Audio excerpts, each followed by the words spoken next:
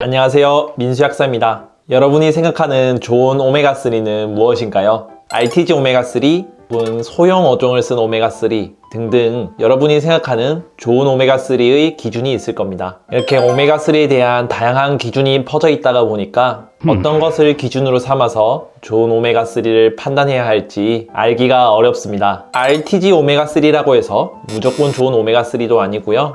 소형 어종을 썼다고 해서 무조건 좋은 오메가3도 아닙니다. 전체적으로 모든 구성 요소를 봐서 오메가3를 파악해야만 정말 좋은 오메가3인지 알 수 있습니다. 지금부터 저와 같이 좋은 오메가3를 고르는 방법에 대해서 알아보겠습니다. 좋은 오메가3를 고르는 방법은 좋은 참기름을 고르는 방법과 같습니다. 일단 재료가 좋아야 하겠죠. 한번 생각해 봅시다. 좋은 참기름은 무엇일까요? 첫 번째로는 좋은 재료. 일단 좋은 참깨를 써야 합니다. 예를 들어 이왕이면 중국산 참깨보다는 국산 참깨가 좋겠죠. 그리고 이 좋은 재료로 만드는 과정 또한 중요합니다. 만드는 과정에서 오염되거나 변해버리면 아무리 좋은 재료라도 의미가 없겠죠. 예를 들어 참깨에서 기름을 짜내는 과정에서 너무 고열이 강해지면 참기름이 다 상해버릴 것입니다. 두 번째로는 보관 용기가 중요합니다. 실컷 좋은 참기름을 만들었는데 빛이 차단이 안 되고 공기도 잘 들어오는 그런 용기에 들어있다면 금방 상해버립니다. 그래서 빛과 공기가 잘 차단되는 그런 용기에 들어가 있는 것도 중요합니다. 이 두 번째까지만 생각해도 좋은 참기름을 고른다고 할 수 있는데요. 세 번째로는 이왕이면 이 참기름에 참깨의 함량이 높으면 좋을 것 같습니다. 이왕이면 참깨 70% 이런 것보다 참깨 100% 이런 게 더 좋잖아요. 참깨 함량까지 높다면 금상첨화일 것입니다. 이렇게 좋은 참기름을 고르는 것과 같이 오메가3도 똑같이 골라보면 됩니다. 이 순서대로 한번 오메가3를 고르는 방법에 대해서 알아보겠습니다. 단 지금부터 제가 말씀드리는 오메가3는 생선에서 추출한 오메가3에 한해서 말씀드리겠습니다.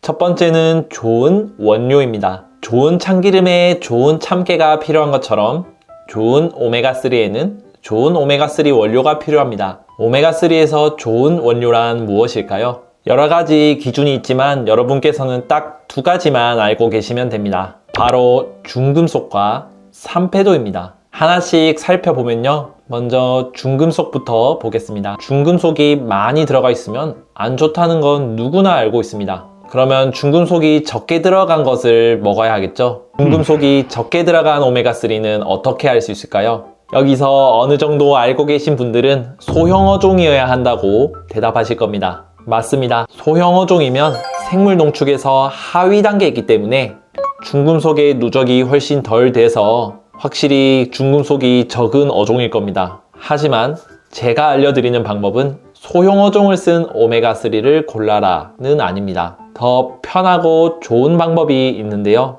바로 건강기능식품 인증 마크를 보는 것입니다. 현재 식약처의 건강기능식품 기준 및 규격에서는 납, 카드뮴, 수은에 대해서 기준치 이하로 되어야 한다고 지정되어 있습니다. 그러니까 오메가3가 건강기능식품으로서 인증을 받으려면 중금속이 기준치 이하가 되어야 한다는 말입니다. 그래서 어종의 크기와 상관없이 건강기능식품 인증마크가 있냐 없냐가 중요한 것입니다. 그래서 이 인증마크만 잘 확인하신다면 중금속의 걱정은 덜어두셔도 되고요. 두 번째로는 산패도입니다. 산패도란 오메가3의 신선함을 나타내는 지표입니다. 이 산패도가 낮을수록 신선한 오메가3라고 볼 수 있고, 소위 오메가3를 먹을 때 느끼는 생선 비린내를 가장 덜 느낄 수 있습니다. 이 산패도는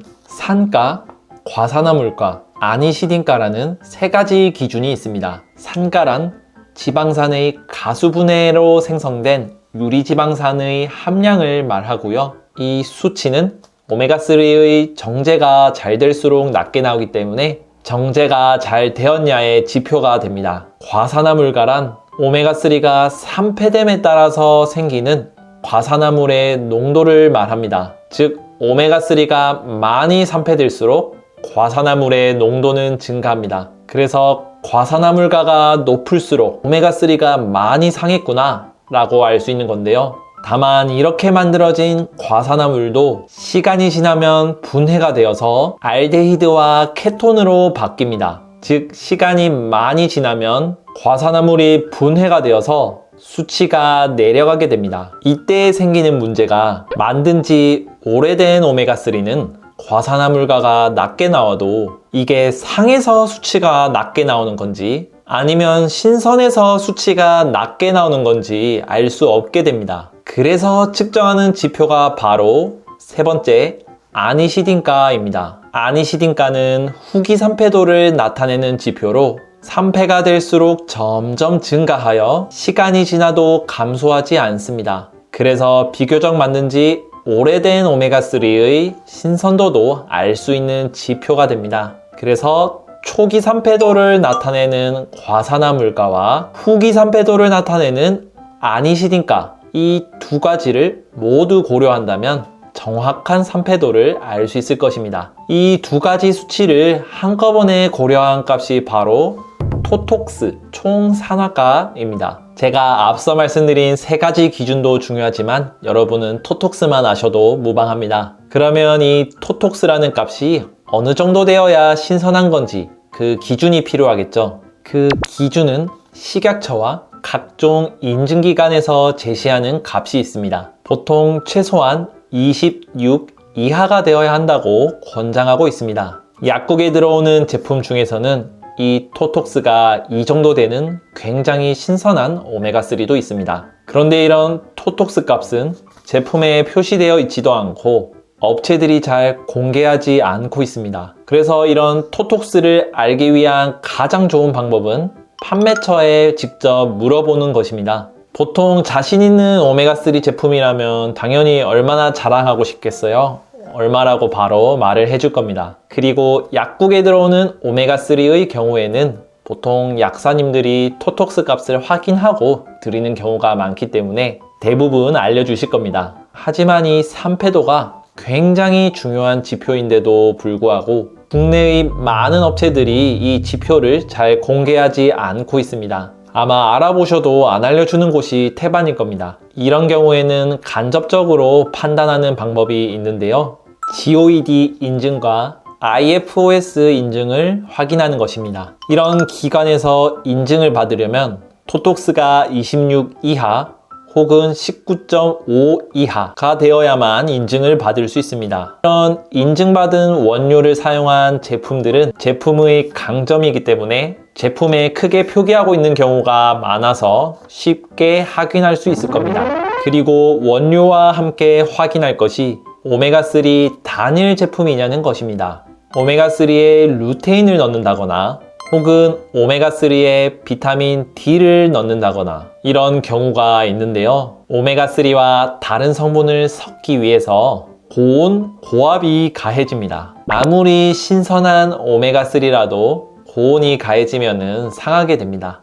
신선도, 그러니까 산패도가 나빠질 수밖에 없습니다. 그래서 한 제품에 여러 가지 성분을 먹을 수 있으면 정말 편하지만 오메가3만큼은 단일제로 된 것을 복용하는 걸 추천드립니다. 그리고 추가로 환경 호르몬도 확인하면 좋은데요. 환경 호르몬에 대한 기준이 국내에는 아직 없습니다. 다만 한국소비자원에서 시중의 오메가3 제품 22개를 분석한 결과 대부분의 제품에서 환경 호르몬이 검출되지 않았고 일부 제품에서는 미량 검출되었으나 안전한 수준이었다고 합니다. 아직 국내에 환경 호르몬에 대한 기준은 없지만 이미 대부분의 제품들이 환경 호르몬이 없는 채로 나오고 있기 때문에 크게 걱정은 안 하셔도 되는 부분이라고 할 수 있습니다.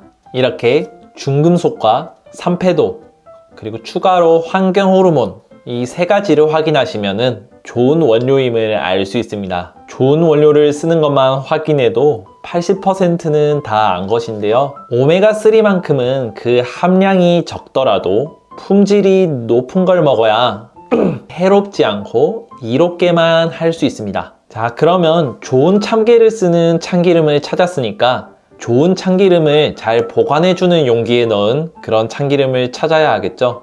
만약 빛이 다 잘 들어오는 투명한 유리병에 뚜껑까지 열려 있다면 참기름은 금방 상해버립니다. 오메가3도 마찬가지입니다. 빛과 산소가 통하지 않는 그런 용기에 잘 담겨 있어야 합니다. 아무리 좋은 원료를 쓴 오메가3라도 빛이 잘 통하고 산소도 계속 들락날락거리면 금방 상해버립니다. 그래서 병 포장보다는 개별 포장인지를 확인하셨으면 좋겠습니다. 개별 포장의 경우는 한 알씩 각각 먹기 직전에 개봉되기 때문에 산소와 접촉이 거의 없습니다. 그래서 제품 구매 시 개별 포장인지를 한번 확인해 보시고요. 부득이하게 병 포장을 사야 한다면 차광이 잘 되는지 확인해야 하며 뚜껑을 열고 닫을 때 뚜껑을 잘 닫아서 산소와의 출입을 최대한 차단시키는 게 좋습니다. 마지막으로는 함량과 순도입니다. 좋은 참깨로 만들고 하단이 잘 되는 용기에 넣은 참기름은 명품 참기름입니다. 그런데 이왕이면 참깨가 좀 많이 들어갔으면 좋겠죠. 오메가3도 마찬가지입니다. 함량과 순도가 높은 제품을 알기 위해서는 오메가3의 3가지 종류를 알아야 합니다. TG폼, EE폼, RTG폼 이렇게 3가지가 있습니다. TG폼은 자연계에 존재하는 천년의 오메가3 형태입니다. 그래서 우리 몸에서 흡수가 잘 되는 특징을 가집니다. 다만 순도가 떨어지는 단점이 있는데요. 지방의 구조를 보면 글리세롤이라는 골격에 지방산이 3개가 붙어 있는 구조입니다. 이때 TG폼은 지방산 3개 중에서 1개만 오메가3 지방산이 붙어 있고 나머지 2개는 포화지방산이 붙어 있습니다. 그래서 3분의 2가 다른 지방이 붙어 있다 보니까 아무래도 순도가 떨어질 수밖에 없습니다. 그래서 다음으로 나온 EE폼은 골격을 글리세롤 대신 알코올로 바꾼 형태입니다. 단 알코올을 골격으로 하면 지방산은 3개가 아니고 1개만 붙을 수 있는데요. 여기에 오메가3 지방산이 붙는다면 다른 불필요한 포화지방산이 붙지 않아서 순도가 높아집니다. 그래서 순도가 높다는 장점이 있는데요. 다만 천년의 글리세롤 골격이 아니다 보니까 흡수율이 떨어지는 단점이 있고요. 그리고 알코올이 들어가기 때문에 이 알코올이 분해되면서 위장 자극이 있는 편입니다. 마지막으로 RTG폼은 천년의 글리세롤 골격을 쓰고 지방산 3개 중 3개 모두가 오메가3 지방산으로 붙은 형태입니다. 글리세롤 골격이기 때문에 흡수가 잘 되고 불필요한 포화지방산 대신 전부 오메가3 지방산이 붙어있기 때문에 순도도 높은 편입니다. 장점만 가진 형태이지만 가장 가공 과정이 많기 때문에 가격이 비싼 편입니다. 이렇게 RTG폼의 장점이 많이 알려져 있어서 오메가3는 RTG기만 하면 된다는 그런 인식이 있는 것 같습니다. 물론 RTG가 가장 좋은 형태인 건 맞습니다. RTG라서 좋은 것은 3가지, 순도가 높고 흡수가 잘 되며 위장장애가 덜하다는 건데요. 이 3가지 장점이 너무 중요하지만 이것보다 더 중요한 것이 앞서 말씀드린 좋은 원료입니다. 신선한 오메가3가 순도가 높고 흡수가 잘 돼서 우리 몸에 많이 들어와야 좋은 것이지 산패도가 높아서 신선도가 떨어지는 그런 오메가3가 순도가 높고 흡수가 잘 돼봐야 오히려 우리 몸에 해가 될 수 있습니다. 그래서 앞서 말씀드린 좋은 원료인 기준을 만족한다면 TG든 EE든 모두 좋습니다. 가격에 따라서 선택하시면 되는 부분입니다. 이 가격에 따라서 형태는 타협을 보실 수 있고요.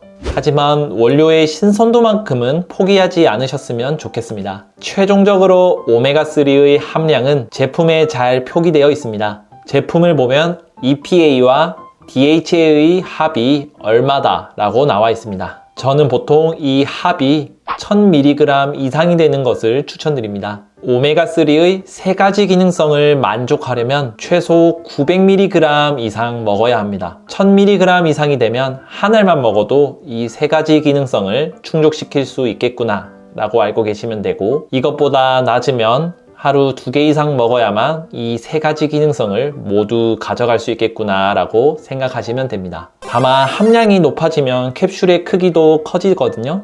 만약 약을 먹을 때 삼키기가 힘든 분들이라면 함량이 낮은 제품을 사서 그냥 2알 먹는 것이 더 좋은 방법이 될 것입니다. 오늘은 이렇게 오메가3를 고르는 방법에 대해서 알려드렸습니다. 오늘의 영상은 여기까지입니다. 도움이 되셨으면 좋아요와 구독 그리고 알림 설정까지 부탁드리겠습니다. 감사합니다.